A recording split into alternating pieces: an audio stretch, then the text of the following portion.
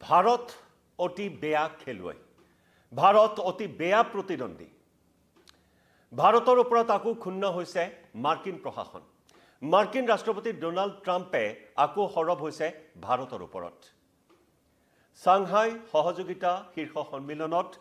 ভাৰতৰ প্ৰধানমন্ত্ৰী নৰেন্দ্ৰ মোদী চীনৰ ৰাষ্ট্ৰপতি শি জিনপিং আৰু ৰাছিয়াৰ ৰাষ্ট্ৰপতি ভ্লাদিমিৰ পুটিন একেলগে থিয় হৈ এক নতুন বাণিজ্যিক সহযোগিতাৰ ৰূপৰেখা প্ৰস্তুত কৰি এক নতুন বিশ্ব ব্যৱস্থা গঢ়াৰ দিশে যি এটা কুচকাৱাজ আৰম্ভ হৈছে আৰু তাতেই ক্ষুণ্ণ হৈ এতিয়া ভাৰতৰ বিৰুদ্ধে আকৌ সৰব হৈ পৰিছে মাৰ্কিন প্ৰশাসন আৰু মাৰ্কিন প্ৰশাসন সৰব হৈ এতিয়া ভাৰতৰ বিৰুদ্ধে এনে ধৰণৰ মন্তব্য কৰিবলৈ আৰম্ভ কৰিছে যে ভাৰত অতি বেয়া খেলুৱৈ নমস্কাৰ প্ৰিয় দৰ্শক মই জয়ন্ত মাধৱ গোস্বামী আপোনাক স্বাগতম জনাইছো নিউজ 18 অসম নৰ্থ ইষ্টৰ ডিজিটেল লাইভলৈ সাংহাই সহযোগিতা শীৰ্ষ সন্মিলন সাংহাই সহযোগিতা সংস্থা শীৰ্ষ সন্মিলনত ভাৰতৰ প্ৰধানমন্ত্ৰী নৰেন্দ্ৰ মোদী অংশগ্ৰহণ কৰাৰ পাছতেই যেন থৰকাচুটি হেৰুৱাইছে এতিয়া আমেৰিকাৰ এই বৈঠকত অংশগ্ৰহণ কৰাৰ পাছতে অৰ্থাৎ একে শাৰীত পুটিন জিনপিং আৰু মোদী উপস্থিত হোৱাৰ এই সময়ছোৱাতে মাৰ্কিন ৰাষ্ট্ৰপতি ডোনাল্ড ট্ৰাম্পে ট্ৰুথ ছ'চিয়েলত আকৌ ভাৰতৰ বিৰুদ্ধে সৰব হৈ পৰাৰ বিভিন্ন ধৰণৰ কুচকাৱাজ দেখিবলৈ পোৱা হৈছে মাৰ্কিন ৰাষ্ট্ৰপতিগৰাকীয়ে ভাৰতৰ ওপৰত 50% শুল্ক কিয় আৰোপ কৰিছে সেই সন্দৰ্ভত আকৌ ব্যাখ্যা আগবঢ়োৱা পৰিলক্ষিত হৈছে ট্ৰুথ ছ'চিয়েলত একে সময়তে মাৰ্কিন ৰাষ্ট্ৰপতিগৰাকীয়ে সদৰি কৰিছে যে ভাৰতৰ বিৰুদ্ধে যি উচ্চ শুল্ক আৰোপ কৰা হৈছে সেই উচ্চ শুল্ক আৰোপ কৰা প্ৰত্যাহাৰৰ সময় ইতিমধ্যেই উকলি গৈছে একে সময়তে মাৰ্কিন ৰাজহ বিভাগৰ সচিব স্কট বেসান্টে ইতিমধ্যে ভাৰতৰ বিৰুদ্ধে এনে বিৰূপ মন্তব্য কৰা পৰিলক্ষিত হৈছে যে ভাৰত অতি বেয়া খিলাড়ী ভাৰত অতি বেয়া খেলুৱৈ এনে ধৰণৰ বিভিন্ন মন্তব্য কৰা পৰিলক্ষিত হৈছে আৰু ইয়াৰ কাৰণো তেওঁ আগবঢ়াইছে এটা টেলিভিছনৰ সাক্ষাৎকাৰত মাৰ্কিন ৰাজহ সচিব স্কট বেসান্টে এই ব্যাখ্যাও আগবঢ়াইছে যে ভাৰতক কিয় অতি বেয়া প্ৰতিদ্বন্দ্বী বুলি কোৱা হৈছে তেওঁ ব্যাখ্যা আগবঢ়াইছে যে সাংহাই শীৰ্ষ সন্মিলন এয়া কোনো নতুন কথা নহয় এয়া পূৰ্বৰ পৰাই চলি আহিছে এই সাম্প্ৰতিক সময়ত সাংহাই শীৰ্ষ সন্মিলনক যেনে ধৰণে দেখুওৱা হৈছে তাৰ বিশেষ কোনো চিন্তাৰ কাৰণ নাই তেওঁ এনেদৰে অভিহিত কৰিছে আৰু তাৰ লগতে তেওঁ কৈছে যে ভাৰতে ৰাছিয়াৰ পৰা তেল ক্ৰয় কৰি আছে আৰু সেই তেল ভাৰতে অধিক দামত আন দেশক বিক্ৰী কৰি আহিছে কম মূল্যত ৰাছিয়াৰ পৰা খাৰুৱা তেল ক্ৰয় কৰি ভাৰতে অধিক মূল্যত আন দেশক বিক্ৰী কৰাৰ আকৌ এবাৰ গুৰুতৰ অভিযোগ উত্থাপন কৰিছে ভাৰতৰ বিৰুদ্ধে যি অভিযোগক কেন্দ্ৰ কৰিয়েই ভাৰতৰ ওপৰত 25% জৰিমনা বিহিছে মাৰ্কিন প্ৰশাসনে সেই অভিযোগত অতল মাৰ্কিন প্ৰশাসন আকৌ সেই অভিযোগ উত্থাপন কৰিছে ভাৰতৰ বিৰুদ্ধে যে ভাৰতে খাৰুৱা তেল অতি কম মূল্যত ৰাছিয়াৰ পৰা ক্ৰয় কৰি আহিছে যেটো নেকি যুদ্ধত অৰিহণা যোগাই আহিছে ভাৰতে আকৌ ৰাছিয়া ইউক্ৰেইনৰ ওপৰত যি আক্ৰমণ চলাই আহিছে সেই আক্ৰমণত ভাৰতে হাৰপানি যোগোৱাৰ আকৌ সেই গুৰুতৰ অভিযোগ উত্থাপন কৰিছে ভাৰতৰ ওপৰত মাৰ্কিন প্ৰশাসনে গতিকে এই বিষয়টো এই মুহূৰ্তত আকৌ তাৎপৰ্য বহন কৰিছে তেওঁ ব্যাখ্যা আগবঢ়াইছে যে ভাৰতে ৰাছিয়াৰ পৰা তেল ক্ৰয় কৰি অতি বেয়া কাম কৰি আহিছে যি নেকি ভাৰতে ইতিমধ্যে নিজৰ স্থিতি স্পষ্ট কৰি দিছে যে ভাৰতে ক'ৰ পৰা খাৰুৱা তেল ক্ৰয় কৰিব কিমান মূল্যত খাৰুৱা তেল ক্ৰয় কৰিব সেয়া ভাৰতৰ সম্পূৰ্ণ নিজাববীয়া সিদ্ধান্ত ভাৰতৰ সম্পূৰ্ণ এক সাৰ্বভৌম সিদ্ধান্ত তাত আন দেশে হস্তক্ষেপ কৰাৰ কোনো ধৰণৰ অধিকাৰ নাই কোনো ধৰণৰ নৈতিক অধিকাৰ নাই এই কথা ভাৰতকে ধৰি বিশ্বৰ বিভিন্ন দেশে আমেৰিকাক দেখুৱাই দিছে আমেৰিকাক উনুকিয়াই দিছে মাৰ্কিন ৰাষ্ট্ৰপতি ডোনাল্ড ট্ৰাম্পক এই বিষয়ে দেখুৱাই দিছে সমান্তৰালকৈ আমেৰিকাৰে বহু অৰ্থনৈতিক বিশ্লেষকে মাৰ্কিন ৰাষ্ট্ৰপতিগৰাকীক বুজাই দিছে যে ভাৰতে কেনেদৰে কাৰ পৰা তেল ক্ৰয় কৰিব সেয়া ভাৰতৰ সম্পূৰ্ণ নিজাববীয়া সিদ্ধান্ত তাত আমেৰিকাই হস্তক্ষেপ কৰাৰ কোনো ধৰণৰ যুক্তিযুক্ততা নাই এই কথা ইতিমধ্যে বহুকেইগৰাকী মাৰ্কিন বিশেষজ্ঞই মাৰ্কিন ৰাষ্ট্ৰপতি ডোনাল্ড ট্ৰাম্পক বা মাৰ্কিন প্ৰশাসনক বুজাই দিছে চীনৰ কথা উল্লেখ কৰিছে কেৱল ভাৰতেই নহয় চীনেও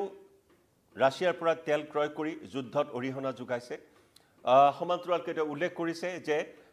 ভাৰতৰ লগত উচ্চ শুল্কৰ বাবে উদ্ভৱ হোৱা যে সংঘাতপূৰ্ণ পৰিস্থিতি সেই পৰিস্থিতিৰ অৱসান ঘটাৰ ক্ষেত্ৰত তেওঁ আশা প্ৰকাশ কৰিছে অৰ্থাৎ মাৰ্কিন যিগৰাকী ৰাজহ সচিব যিগৰাকী ৰাজহ সচিব স্কট বেচান্টে ভাৰতক কেনেদৰে অভিহিত কৰিছে ভাৰত অত্যন্ত বেয়া খেলুৱৈ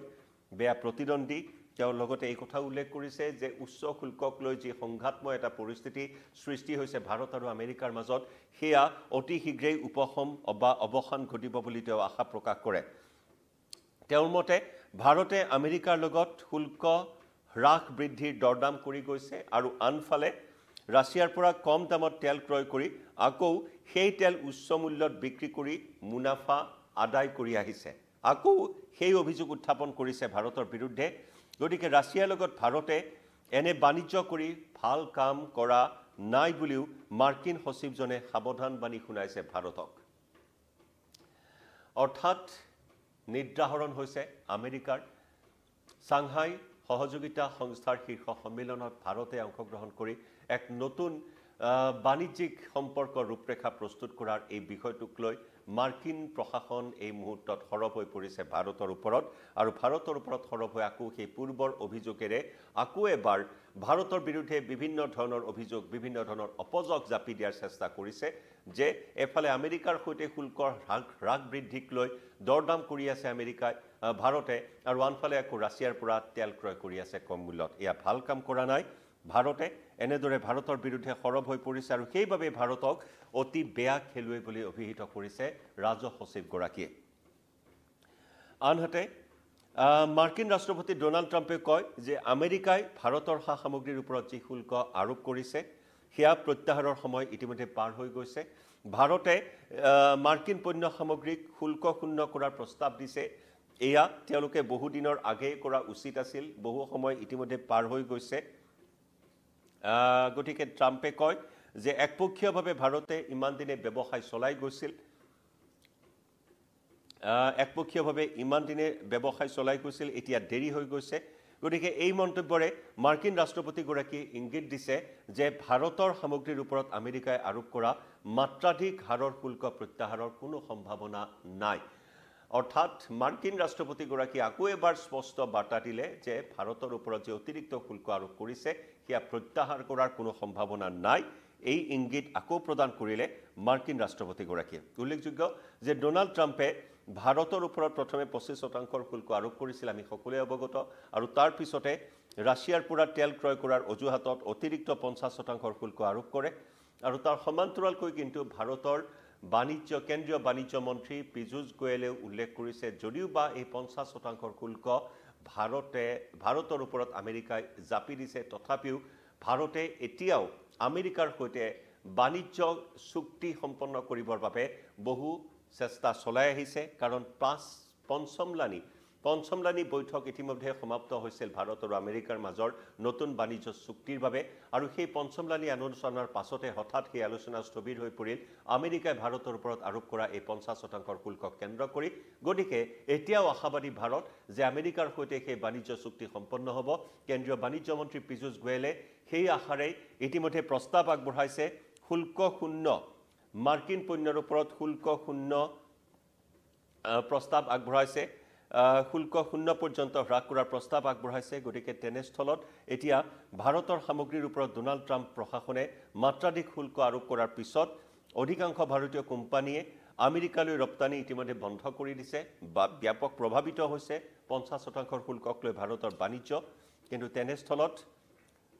আমেৰিকাৰ সামগ্ৰীৰ ওপৰত কোনো শুল্ক বৃদ্ধি কৰা নাই এতিয়াও ভাৰতে গতিকে ভাৰতে শুল্ক শূন্যৰ প্ৰস্তাৱ এই মুহূৰ্তত আগবঢ়াইছে আমেৰিকালৈ আৰু যাৰ প্ৰতিক্ৰিয়া প্ৰকাশ কৰি মাৰ্কিন ৰাষ্ট্ৰপতি ডোনাল্ড ট্ৰাম্পে কৈছে যে সেই কাম ভাৰতে আগতেই কৰিব লাগিছিল এতিয়া বহু দেৰি হৈ গ'ল আমেৰিকাই আৰু সেই শুল্ক প্ৰত্যাহাৰ নকৰে সেই ইংগিত প্ৰদান কৰি ভাৰত আৰু আমেৰিকাৰ মাজৰ যিটো ব্যৱধান সেয়া আৰু বহুদূৰ আগুৱাই লৈ গৈ মাৰ্কিন ৰাষ্ট্ৰপতিগৰাকী আকৌ এনেদৰে এতিয়া সমালোচনাৰ সন্মুখীন হৈছে নিজৰ দেশতে যে ভাৰতৰ ওপৰত লগোৱা এই শুল্কই যে আমেৰিকাৰ বিপদ মাতিব সেই কথা চাংহাই শীৰ্ষ সন্মিলনে ইতিমধ্যে দেখুৱাই দিছে কিন্তু তাৰ পিছতো নাও বুৰিলেও টিনৰ পৰা ননমা মাৰ্কিন ৰাষ্ট্ৰপতি ডোনাল্ড ট্ৰাম্পৰ আস্ফালন অব্যাহত আছে ভাৰতৰ বিৰুদ্ধে উন্মাদনা অব্যাহত আছে ভাৰতৰ বিৰুদ্ধে আৰু একেহাৰে কৈ দিছে যে ভাৰতৰ ওপৰত আৰোপ কৰা সেই শুল্ক প্ৰত্যাহাৰৰ এতিয়া সময়সীমা উকলি গৈছে কোনো পধ্যে আৰু সেই অতিৰিক্ত শুল্ক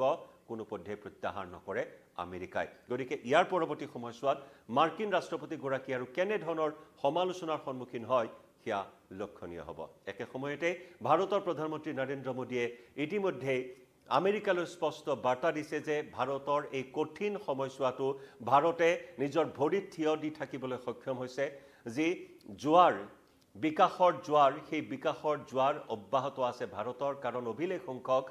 7.8% ত্ৰিমাসিক 2025-26 বিত্তীয় বৰ্ষৰ প্ৰথম ত্ৰিমাসিকত 7.8% বিকাশৰ হাৰেৰে ইতিমধ্যে ভাৰতে অভিলেখ সৃষ্টি কৰিছে আৰু অতি শীঘ্ৰেই ভাৰতে বিশ্বৰ তৃতীয় বৃহৎ অৰ্থনীতি দেশত পৰিণত হ'ব বুলি আত্মবিশ্বাসেৰে আমেৰিকালৈ এই বাৰ্তা প্ৰেৰণ কৰিছে ভাৰতৰ প্ৰধানমন্ত্ৰী নৰেন্দ্ৰ মোদীয়ে আমি জনাই যাম এই সন্দৰ্ভত প্ৰতিটো আপডেট এই মুহূৰ্তত ডিজিটেল লাইভৰ পৰা বিদায় ল'ম নমস্কাৰ